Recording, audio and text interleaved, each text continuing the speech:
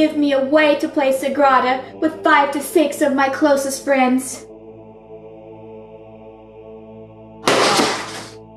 Amen! Hello and welcome to a Malthaus Games Session Review. Today, we will be talking about an expansion to one of our all-time favorite games, Sagrada. If you haven't played Sagrada, then where have you been for the last year? We picked this game up at Gen Con 2017 and have barely put it down since. Sagrada is one of our all-time favorite games, and we highly recommend that you go pick it up. It's very, very good. But this review is not going to be talking about Sagrada, the base game. Instead, we are going to be discussing the expansion, which comes out early in September. This copy was provided by Floodgate Games, the publishing company, and we're going to dive in and show you what this expansion does to the base game and why we recommend you grab it when it's released. One thing a lot of expansions try to do is to change the game completely. They usually try to revamp the system and end up making it a different game. Luckily, with the Sagrada expansion, this is not the case. This expansion box is full of new goodies. It has new die, new cards, and all sorts of interesting new things that only benefit the game. Plus, you can add or subtract these new things as you wish. And along with letting you play with 5 to 6 other people, it also gives you new dice pools and new things to work toward, new goals. What's not to love? These new private dice windows change the flow of the game, and some people may or may not like it, but it does eliminate the sometimes confusing snake-style draft. I thought I was supposed to go twice. Why do I go twice this time? I thought you said I didn't go twice. Why is he going twice? So let me know when my turn is. This time, instead of taking a die from the center and snaking around and back to you again, you will take a die from the center as well as a die from your private dice pool. Some people may like this change, some people may not. We find it to be a nice change to the game. One inconvenience with using the new Sagrada expansion is that setup takes a little bit longer.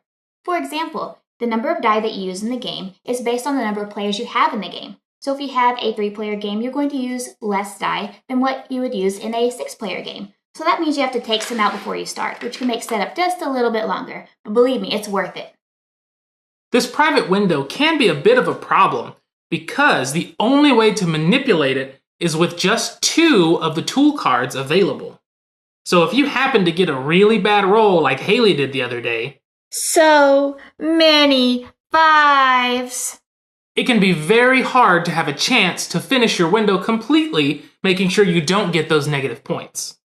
So far, Delton and I have formed different opinions on how the private dice pool affects the complexity of the game.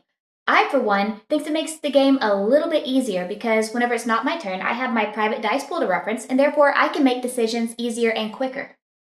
Where I have the exact opposite problem.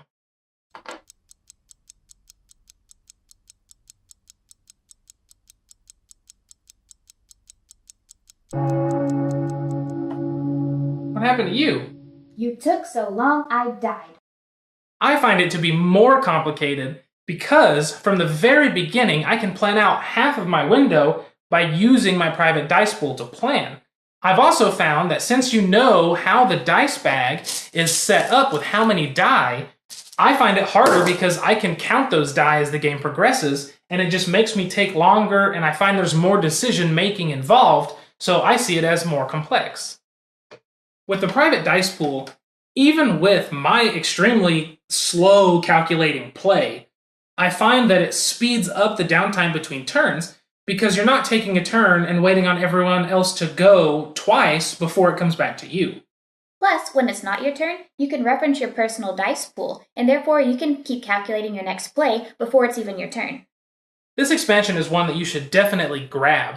It adds several things very subtly into the game to make it a new, different, and refreshing experience for players who have played Sagrada over and over again. The draft change is one that you may or may not like. And though Delton and I disagree on how exactly the private dice pool affects the game, it definitely adds to Sagrada.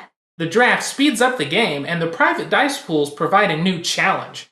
Whether you find that more or less difficult is going to be up to you and your playstyle. The lack of private dice pool manipulation and the longer setup are only minor inconveniences. They definitely do not take away from how awesome this new expansion is. This expansion is really fantastic. The new challenge for me, and the extra speed for me, are enough to make sure that we will never play the base game without it. Hey, thank you again for watching this Malthaus game session review video. I hope you really enjoyed it, and I hope it helps you decide to pick up the Sagrada expansion when it comes out in early September. If you liked this video, please go ahead and give it a thumbs up, give it a share, and subscribe to our YouTube channel to help us out knowing that you've enjoyed it and you want to see more content from us. Speaking of more content from us, follow us on social media. We have a Facebook, Instagram, and a Twitter, which is our most active. We are under @Malthaus Games. And if you like what we post on there, like the video, and like to see more from us in general, but on a more detailed scale, you should check out our podcast, the Malthaus Games Podcast. It is on SoundCloud, iTunes, Stitcher Radio, and actually right here on YouTube, we have a playlist of it on our channel. So thank you guys again for watching. I've got to finish cleaning up because, as usual, I've lost. So we'll see you guys next time.